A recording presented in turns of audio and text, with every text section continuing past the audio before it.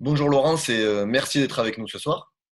Bonjour, Donc toi, tu es Thomas. sénatrice PCF du Val-de-Marne et si je ne me trompe pas, tu es vice-présidente de la commission des affaires sociales Tout à fait. et tu es à l'initiative avec d'autres collègues de nombreuses propositions de loi qui ont attrait au système de santé et à la santé en général. Tu as Donc, raison jusqu'à présent. donc, je crois que c'était intéressant d'avoir ton regard sur la situation actuelle et moi j'avais d'abord envie d'avoir ton retour sur les annonces d'Olivier Véran sur le fameux plan Ségur. Est-ce que c'est Oui. à la hauteur des attentes? Est-ce que c'est de nature à calmer les colères? Est-ce que ça va véritablement répondre à la crise que traverse aujourd'hui l'hôpital public, enfin qui traverse depuis des années d'ailleurs et les citoyens alertent? Alors, ça fait des années qu'il y a des luttes au niveau du monde de la santé et ces dernières années, elles se sont amplifiées. Et les personnels, que ce soit les personnels soignants, administratifs, techniques, ont dénoncé le manque de moyens et le fait d'obtenir effectivement des gouvernements successifs, d'avoir des moyens financiers et des moyens humains. Et jusqu'à présent, que ce soit ce gouvernement Macron, le précédent Hollande et même on peut remonter beaucoup plus loin, hein, ces 30 dernières années, eh bien en fait les mêmes politiques ont été appliquées à l'hôpital, c'est-à-dire des restrictions budgétaires sous prétexte que finalement il fallait restreindre les politiques publiques et que en fait eh bien il fallait réorganiser le monde de la santé, singulièrement l'hôpital.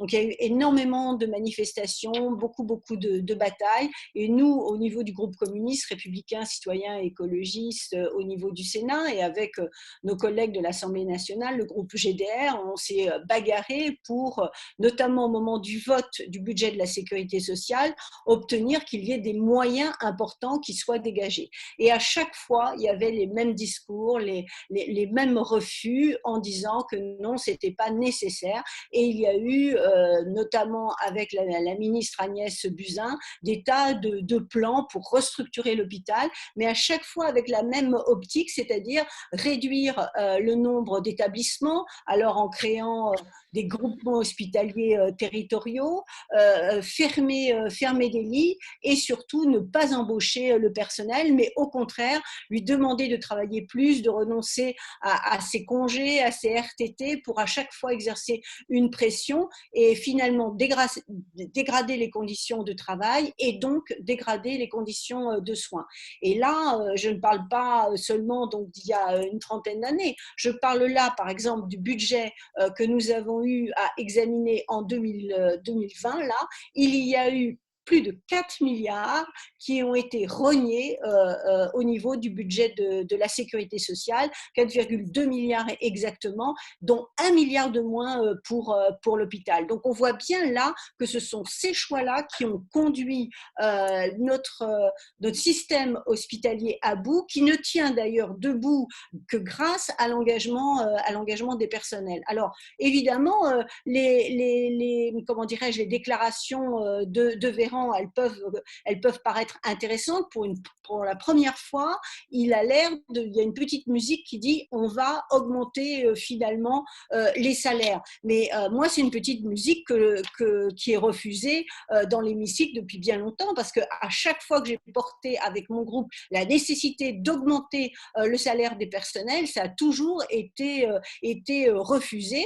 Donc, moi, je pense que ce ne sont pas les paroles qu'il faut seulement entendre, mais on va juger le ministre à ses actes. Or, pour l'instant, en tout cas, à chaque fois que je l'ai interrogé dans l'hémicycle, c'était plus de l'enfumage qu'autre chose. La preuve, d'ailleurs, c'est que là encore, il y a eu des primes qui ont été accordées pour les personnels soignants. À chaque fois, ils clament au niveau du gouvernement que ce sont des héros en blouse blanche, mais ce sont des primes qu'ils ont accordées, et encore de manière, je vais dire, inégalitaire, et alors que le personnel ne demande pas de prime, il demande une augmentation de salaire.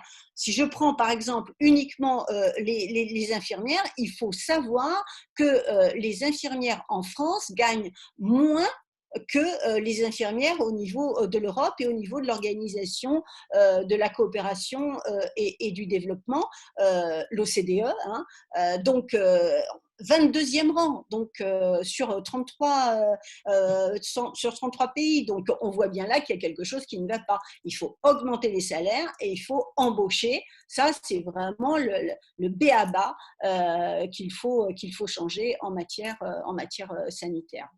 Justement, tu parles d'augmenter les salaires et depuis le début, on a eu les primes, on a eu les jours de repos qui seraient susceptibles d'être offerts quand même par d'autres professions, ce qui paraît totalement surréaliste. On a eu la médaille pour les soignants, on a eu le 14 juillet, jour hommage de ces personnels-là. Pourquoi on bute en fait sur une revendication qui est celle de l'augmentation des salaires? Pourquoi on n'arrive pas aujourd'hui à débloquer cette revendication qui est quand même la principale avec celle du personnel aussi, mais les salaires, ça cristallise quand même beaucoup de colère. Et quand on regarde les salaires, tu viens de le rappeler, des personnels soignants, c'est quand même particulièrement faible et on ne comprend pas vraiment pourquoi ils ne veulent pas lâcher là-dessus en fait.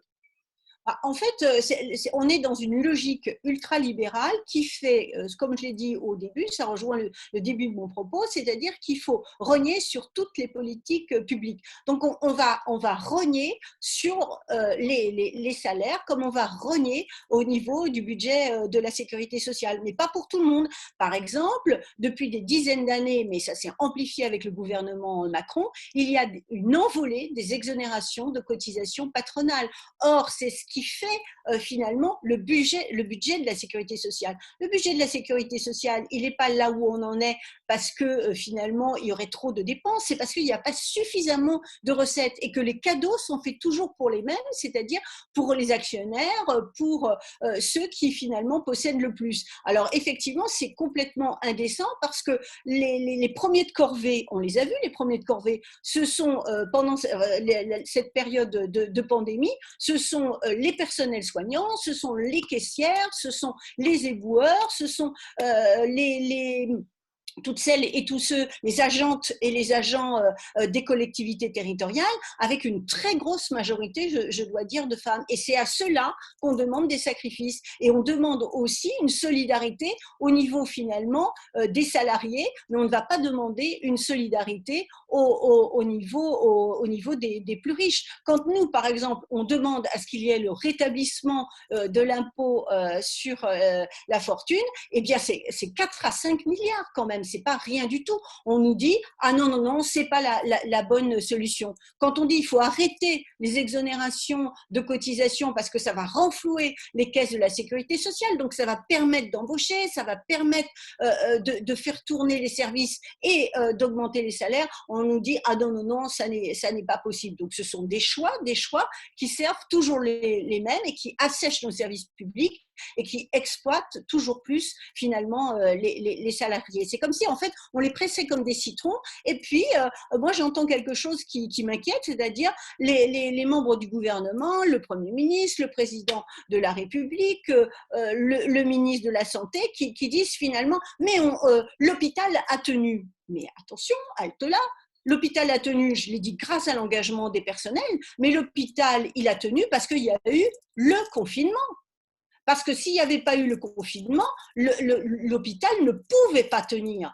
Et ce qui est extrêmement inquiétant, c'est que, et d'ailleurs ce qui explique la crise de confiance que les Françaises et les Français ont à l'encontre de ce gouvernement, c'est qu'on a l'impression que la stratégie de ce gouvernement, elle a été choisie non pas par rapport à des questions de santé publique, mais par rapport à la pénurie de personnel, la pénurie de matériel de protection. Enfin, en tant que sénatrice, comme beaucoup de mes collègues, j'ai été appelée, interpellée parce que les personnels de santé manquaient de masques, de surblouses. Les surblouses, elles ont été faites avec des sacs poubelles qui étaient découpés pour faire des surblouses. Il n'y avait pas de test pour pouvoir savoir s'il y avait contamination et comment on pouvait protéger les personnels. Et quand on parle de l'hôpital, il faudrait dénoncer vraiment très fortement ce qui s'est passé dans les EHPAD, avec aussi des personnels qui ont été placés dans des situations qui étaient terribles, où finalement on a laissé le virus malheureusement se propager par manque de protection, par manque de tests. Et là, c'est pas seulement, on dit oui, mais ça s'est passé partout de la même façon dans le monde. D'abord, il faut s'interroger sur le système qui sévit dans le monde. C'est le système capitaliste partout. Donc, ce sont les mêmes logiques qui sont mises en œuvre. Mais en même temps, c'est pas tout à fait la même chose suivant les pays. Dans notre pays particulièrement, parce qu'il y a eu sacrifice donc du service public de la santé, mais il y a eu aussi par rapport à l'industrie, par rapport à la production de protection, etc., il y a eu des délocalisations massives et c'est tout ça qui crée la situation d'aujourd'hui. Donc moi, ma crainte, et c'est pour ça qu'il faut qu'on se mobilise avec les personnels de santé, parce qu'on a tous été mobilisés à applaudir le soir pour les remercier, mais ils attendent de nous pas des remerciements, ils attendent de nous une solidarité qui passe par un soutien dans leur lutte. C'est pour ça d'ailleurs qu'il y a les mardis de la colère et de mobilisation, qu'il y a une mobilisation aussi le 16 juin, et il faut qu'on aille avec eux pour exiger de l'embauche. C'est immédiatement 100 000 personnels au niveau de l'hôpital et c'est 300 000 en 3 ans dans les EHPAD. Et ça, il faut que le choix politique, il aille dans ce sens-là, dans l'intérêt des personnels et donc dans l'intérêt des patients et de la qualité des soins. Tu viens d'évoquer quelques pistes, mais je sais qu'avec les sénatrices et les députés communistes, vous avez fait ce qu'on appelait le Tour de France des hôpitaux. Aujourd'hui, c'est quoi les propositions que vous portez pour que l'hôpital public, ça redevienne cet outil indispensable pour que la santé soit accessible à tous, quelles que soient en réalité ses ressources? Parce que c'est ça aujourd'hui l'enjeu, faire de la santé un bien commun. Quelles sont les propositions qu'on peut de suite mettre en place pour retrouver un service Alors, hospitalier digne de notre époque? voilà, alors finalement, comme je suis partie là dans l'enthousiasme, j'en ai donné un certain nombre parce que ce qui est important et le Tour de France qu'on a fait est quand même un temps fort. D'abord parce que c'est la première fois qu'il y avait une initiative commune de nos deux groupes parlementaires au niveau du Sénat et au niveau de l'Assemblée nationale et qu'on a voulu effectivement faire le tour, un Tour de France et même on est allé à la fois au niveau de l'Hexagone, mais au niveau aussi des territoires ultramarins, parce que à chaque fois qu'on était dans les hémicycles, la réplique, que ce soit de Marisol Touraine, d'Agnès Buzyn, c'était de nous dire mais non, mais ça c'est pas la situation telle qu'elle existe. Alors on a voulu faire le tour de ces établissements et à chaque fois que moi je me suis déplacée dans un établissement, c'était toujours avec comment dirais-je, ce schéma, c'est-à-dire rencontre des syndicalistes, donc des syndicats, rencontre des associations d'usagers, rencontre des directions et après rencontre des personnels et visite d'un certain nombre de services. Et à partir de là, qu'est-ce que j'ai constaté comme l'ensemble de mes collègues? On a constaté que finalement le constat, il était le même et que, y compris des directions qui pourtant étaient mises en place pour appliquer la politique des différents gouvernements, quelque part nous appelaient pour la majorité d'entre elles à l'aide en disant là, on arrive à l'os. Et l'hôpital ne va pas pouvoir s'en sortir comme ça, parce qu'on avait quand même face à nous des femmes et des hommes qui étaient engagés dans la sauvegarde, la rénovation du service public. Et on était donc alertés là-dessus. Et le fait de rencontrer toutes ces personnes extrêmement différentes, tous ces établissements qui étaient dans des zones rurales, dans des zones urbaines. Enfin, c'était très différent finalement. Ça nous a montré, et ça, nous savions, mais disons que ça a démontré davantage donc qu'il fallait arrêter les choix et les propositions telles qu'elles étaient montées par les différents gouvernements en place.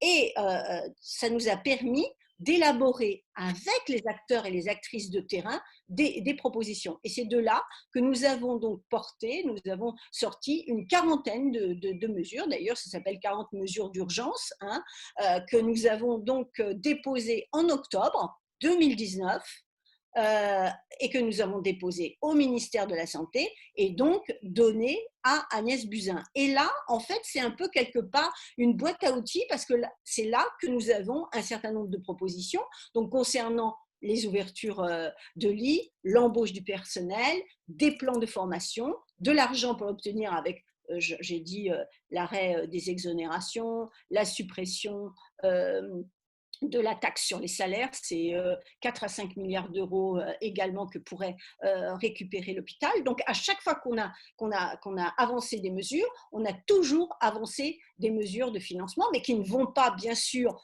au gouvernement Macron, parce que nous, on taxe finalement le capital, ce que lui refuse totalement. Donc si on veut faire vivre des services publics, il faut taxer ceux et celles qui possèdent les richesses. Et ce n'est pas les petites entreprises, c'est les grands groupes, etc., etc. Et on a décliné donc au niveau de l'hôpital, au niveau des EHPAD, et également on a travaillé, et on le voit bien là, comme quoi notre proposition elle est d'actualité.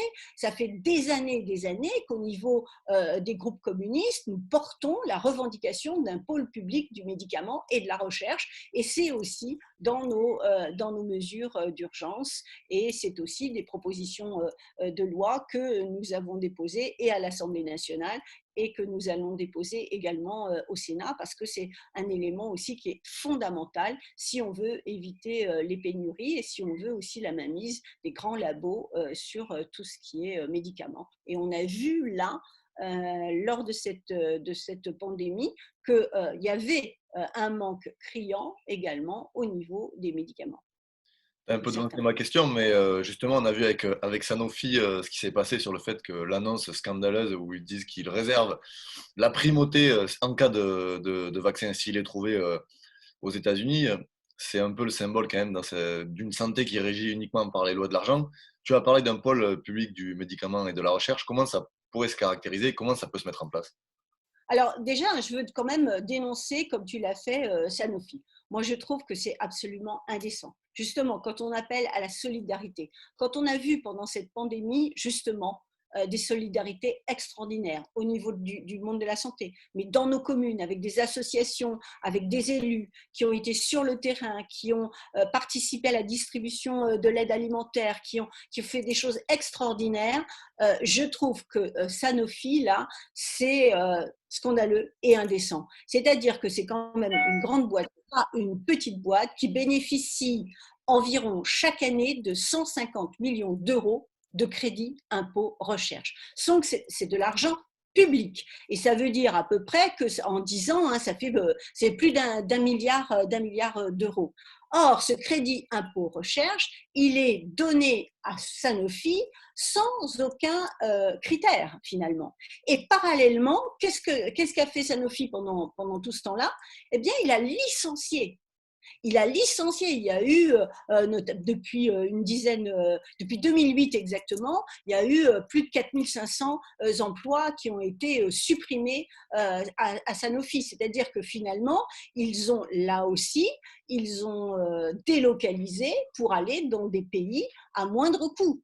Et on voit bien donc que là, il y a nécessité absolue de contrôler ce marché. Parce que pour nous, et d'ailleurs Macron semble avoir découvert la Lune, puisque effectivement il dit qu'il faut sortir le médicament de la loi du marché, bah chiche, sortons le médicament de la loi du marché et créons ce grand pôle public du médicament et de la recherche. Nous, on pense qu'on peut le faire progressivement, c'est-à-dire qu'aujourd'hui, au niveau de la PHP comme au niveau des armées, il y a ce qu'on appelle les pharmacies centrales qui produisent des médicaments, mais qui sont uniquement pour les établissements de la PHP ou des armées. On dit donnons-leur les moyens, des moyens donc de l'État, pour qu'ils puissent aller bien au-delà, et il faut relocaliser. Donc voilà. Et pourquoi Sanofi s'est permis de dire qu'il allait donner la primeur du vaccin aux États-Unis? C'est qu'il faut savoir qu'en France, grâce aux luttes, grâce aux mobilisations syndicales, politiques, etc., on a obtenu quand même qu'il y ait un plafonnement,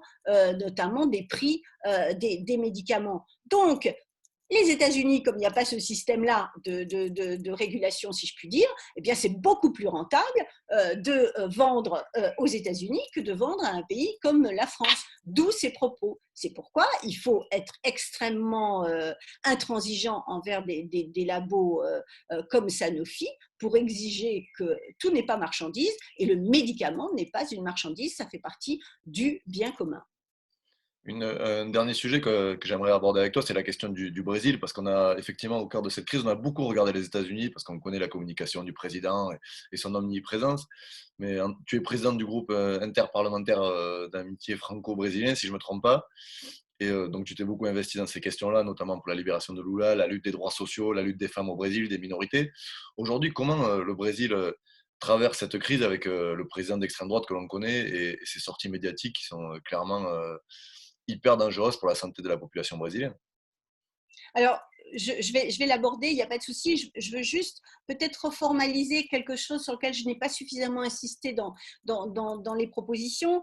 J'ai parlé donc d'embauche, j'ai parlé de plan de formation, j'ai parlé d'augmentation, de revalorisation des salaires. Il faut arrêter donc toutes les fermetures évidemment de lits. Et nous avons dit un moratoire d'ailleurs pour empêcher les fermetures de lits, les fermetures de services, voire leur regroupement. Donc ça, c'est extrêmement important. Mais je veux dire aussi que le prétexte qui a toujours été opposé à nos propositions par le gouvernement Macron, par le gouvernement Hollande, par le gouvernement Sarkozy, c'était de dire finalement de prendre prétexte sur le fait qu'il n'y avait pas suffisamment de personnel. Or, nous sommes battus avec beaucoup d'autres pour qu'il n'y ait plus le numerus clausus, c'est-à-dire cette limite du nombre de médecins. On voit aujourd'hui que les déserts médicaux gagnent hélas du terrain et que ce n'est pas justement en regroupant les établissements qu'on va faire reculer les déserts médicaux, parce que c'est tout le contraire, c'est-à-dire que finalement eh bien, les professionnels de santé vont se concentrer là où il y a un hôpital et où il va y avoir les services qui vont pouvoir accueillir leurs patients si jamais il y a des difficultés. Donc les politiques qui sont menées vont aggraver ces déserts médicaux. Et donc, il faut desserrer le numerus clausus que nous avons demandé. Agnès Buzyn, tout à coup, après quand même quelques années de bagarre, a dit « ça y est, ok, d'accord ». Mais en fait, c'est à nouveau de l'enfumage. Pourquoi? Parce qu'en réalité, elle a passé la responsabilité un peu la patate chaude, si je puis m'exprimer un peu de manière familière, aux universités, sans donner des moyens au président des universités pour avoir des locaux accueillant cet afflux d'étudiants, pour après avoir des lieux de stage. Et quand on regarde les chiffres, j'ai regardé les chiffres, eh bien, il n'y a pas une montée notable du nombre de médecins. Et puis, baisse du nombre de personnel, manque d'attractivité de la profession, mais là encore, c'est entretenu, c'est un prétexte. Pourquoi c'est un prétexte? Parce que quand il y a eu la réforme sur la révision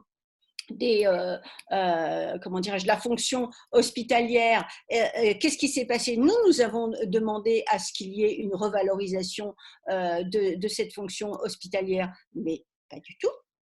Ils n'en ont pas voulu, bien au contraire, ils ont continué à multiplier justement les contrats précaires, la flexibilité. Donc c'est tout ça qu'il faut revisiter, parce qu'effectivement, plus les conditions de travail sont difficiles, plus on demande au personnel eh bien, d'assumer des tâches multiples et variées, plus on finit par épuiser les infirmières, les paramédicaux, les médecins, etc., qui finalement s'en vont sur la pointe des pieds absolument dégoûtés. Donc c'est ça qu'il faut savoir. Quand moi j'ai été notamment en soutien à différents services d'urgence, je pense notamment à Mont-d'Or dans mon département du Val-de-Marne, eh bien les personnels m'ont expliqué qu'auparavant la PHP était choisie malgré des salaires qui n'étaient pas toujours au rendez-vous, mais parce qu'il y avait l'excellence et qu'un jeune médecin, une jeune infirmière qui arrivait dans un établissement était accompagné par un senior qui le formait. La formation, elle se faisait dans l'établissement et c'était ce plus. Mais aujourd'hui, eh bien, que ce soit le médecin ou que ce soit l'infirmière plus expérimentée, ils n'ont pas le temps de consacrer du temps aux nouveaux. Et donc, ça cavale de partout. Et il y a une perte de l'intérêt de venir travailler effectivement en milieu hospitalier avec de telles conditions. Donc, c'est tout ça qu'il faut modifier, c'est tout ça qu'il faut revisiter, c'est pour ça qu'il faut revaloriser ces carrières, ce qui va permettre effectivement de faire en sorte sorte que le personnel reste, et puis il faut arrêter tous les contrats précaires. Donc ça, je voulais quand même le souligner parce que c'est une question de choix, c'est une question de moyens, c'est une question de plan de formation, et c'est possible. On a des propositions dans nos 40 mesures d'urgence. Alors, sur le Brésil, ben, finalement, le Brésil avait un système de santé qui avait été mis en place par Lula et par Dilma Rousseff, qui était extrêmement intéressant. Il y avait un système de santé qui était performant et puis qui permettait effectivement, ça s'appelait le système universel de santé. Et il a été totalement démantelé de manière progressive, d'abord par Temer, avec après le coup d'État institutionnel contre Dilma Rousseff, et puis Bolsonaro. Et Bolsonaro, qui finalement, il doit avoir comme modèle le président Trump, a beaucoup, comment dirais-je, gaussé sur cette pandémie en disant que non, il n'y avait absolument aucun problème. Or, il faut savoir que le Brésil est le 3e pays avec le plus de contamination au niveau mondial. Rien qu'hier, il y a eu plus de 1000 morts qui ont été recensés donc en une journée au Brésil. Donc on voit bien que là, c'est quelque chose de grave, mais parce qu'il n'y a pas au niveau du gouvernement une politique de tests, de protection, éventuellement de confinement, et que d'ailleurs, il faut savoir que le ministre de la Santé qui était au départ, qui donc avait été nommé par Bolsonaro, Luis Henrique Mandetta, et bien finalement, comme il voulait donner une place importante, notamment au confinement, il a été raillé, il a été humilié, et il a été remercié, et je suis gentille en disant remercier, et aujourd'hui c'est un général par intérim qui n'a absolument pas de politique globale sur les questions de santé. Et on voit donc différentes localités, quand on connaît la grandeur du Brésil, qui ont un peu des politiques comme elles peuvent. Et c'est extrêmement inquiétant pour la population brésilienne, et notamment pour les populations autochtones. Je pense aux populations d'Amazonie qui sont extrêmement touchées et qui risquent gros. Donc là, on voit bien que ce Bolsonaro, qui est vraiment un dictateur, parce qu'il a remis en cause totalement un certain nombre de droits au niveau du Brésil, il pousse absolument à l'extrême toutes les politiques libérales, ultralibérales, il encourage les grands propriétaires. On a vu des feux qui ont été, moi je dirais, commandités au niveau de l'Amazonie, et là, il continue dans une politique qui est suicidaire et qui est très grave pour le peuple brésilien. Donc aujourd'hui, j'ai l'impression qu'il est de plus en plus isolé, mais la grosse difficulté au niveau du Brésil, alors je sais que mes amis et camarades Lula, Dilma Rousseff et tout ça se mobilisent beaucoup, mais l'inquiétude là aussi, c'est qu'il y a une place de plus en plus prépondérante de l'armée, et que c'est jamais bon pour la démocratie. Donc voilà ce que je peux dire au niveau du Brésil, parce que c'est effectivement un pays qui m'est cher, et j'ai beaucoup de liens avec ce pays. Mais, merci Laurence pour nous avoir accordé ce moment, et je crois qu'on a bien compris qu'il faudra accompagner les soignants, pas simplement par des applaudissements et par des luttes. Et je crois que la prochaine journée de mobilisation, c'est le 21, si je ne dis pas de bêtises, ou le 16, j'ai un doute. Le 16. Et puis tous les mardis, il y a des rassemblements au niveau des hôpitaux. Donc ça, c'est aussi important.